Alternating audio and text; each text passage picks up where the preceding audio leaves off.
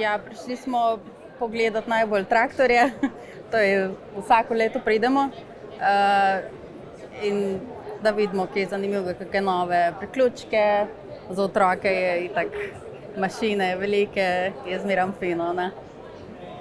Za vzdrževanje stikov, ki si doma na kmetiji, večinoma si sam, ne.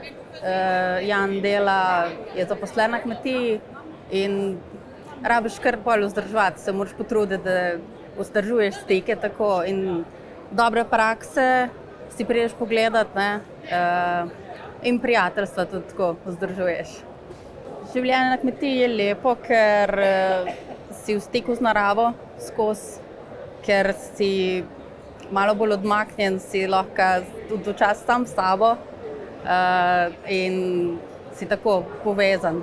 In družina mora biti bolj povezana, zato ker smo bolj zase in smo skupaj bolj.